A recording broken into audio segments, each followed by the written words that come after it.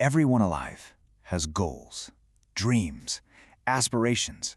But for most of us, there's a line, an invisible boundary, a point where those dreams are just no longer seen as possible. It's a place where we stop ourselves, not because we can't go further, but because we believe we shouldn't. We just dismiss our own potential as mere wishful thinking. But what if that line isn't real? What if the limits you've accepted all this time were never actually meant to define you? Because there is a story, a real historical account that breaks right through every boundary. It completely shatters every human limit. We're looking at the story of Gideon. To really understand this boundary of dreams, we have to look at the barrier itself before we can even talk about the victory. Think about the phrase wishful thinking. It's a boundary where dreams are dismissed as completely impossible. It's that exact place where people stop themselves simply because they believe they shouldn't go any further.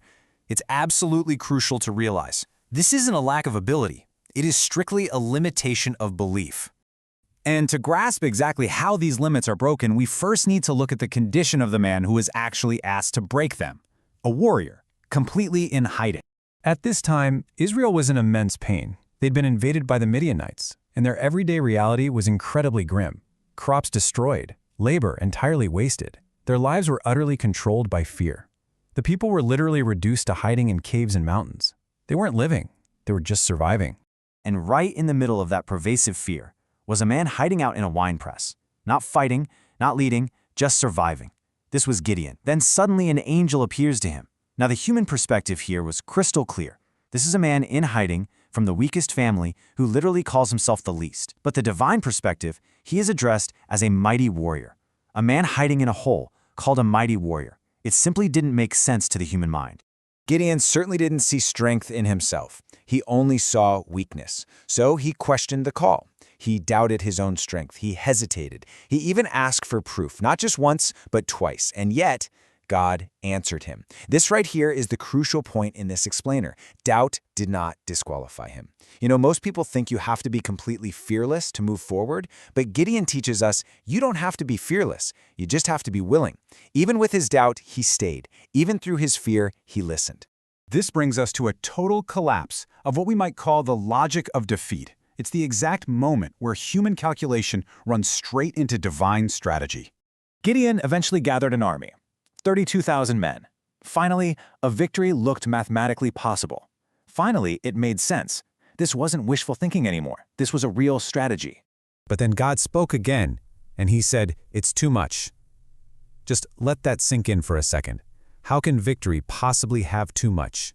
And then the truly unthinkable happened. That massive army was reduced from 32,000 down to just 300. 300 men. At that very moment, every single human calculation failed. Every logical expectation completely collapsed. This was now beyond impossible, beyond reason. This is exactly the point where human limits dictate the story should end. But this is exactly where God begins. So the battlefield is set for an impossible victory. Human logic has been entirely removed from the equation. Look at their arsenal. No swords, no shields, no traditional weapons of any kind. Just trumpets and torches hidden inside clay jars. It didn't look anything like a battle plan. It looked like a guarantee of absolute defeat. Until the moment came. The execution was perfectly precise and unrelenting. They moved into position, they broke the jars, they lifted the torches, they blew the trumpets. And suddenly, massive confusion struck the enemy. Fear spread like wildfire. The Midianites actually turned against themselves, and they ran.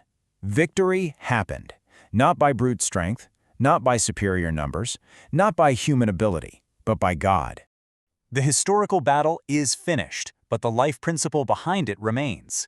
It's about shattering human limits. Like we said earlier, everyone has dreams, but most of us limit those dreams. We try to define what is realistic. We literally draw boundaries around our own future, deciding exactly how far we're allowed to go.